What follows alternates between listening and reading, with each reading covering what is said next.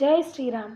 అందరికీ ఈరోజు పండుగలా ఉంది కదా. ముఖ్యంగా మన హిందువులకైతే నిజంగా ఒక దసరా, దీపావళి, సంక్రాంతి కలిసి వచ్చినట్టుగా అనిపిస్తుంది. నిజంగా మనం అందరం అదృష్టవంతులం. ఎందుకంటే 500 సంవత్సరాలకు పైగా చాలామంది పోరాడి చనిపోయి మనకి అయోధ్య రామ మందిరంలో స్వామివారిని ప్రతిష్ఠించి పూజించుకునే అది చూసే భాగ్యం మనకు దక్కింది. ముఖ్యంగా అదృష్టవంతులు మోదీ గారు అని చెప్పాలి. తర్వాత మనమే ఆ వరుసలో ఉంది. ఇంత గొప్ప అనుగ్రహాన్ని కరుణించిన స్వామివారికి, దీనికి పూనుకున్న మోదీ గారికి ఫస్ట్ కృతజ్ఞతలు చెప్పుకోవాలి. ఇంకోటి, స్వామివారిని చూస్తుంటే 2 కళ్ళు సరిపోవట్లేదు. పచ్చని వస్త్రాలు, నల్లని దేహము, చిన్న బాలుడు రూపంలో శ్రీరామచంద్రమూర్తి మాత్రం కన్నులకు నిండుగా కనిపించారనమాట. మా ఊర్లో కూడా అందరికీ అన్నదానం చేసాము. స్వామివారిని మనకు చేతనైనంతలో మన భక్తిలో కొలుచుకున్నాం అనమాట.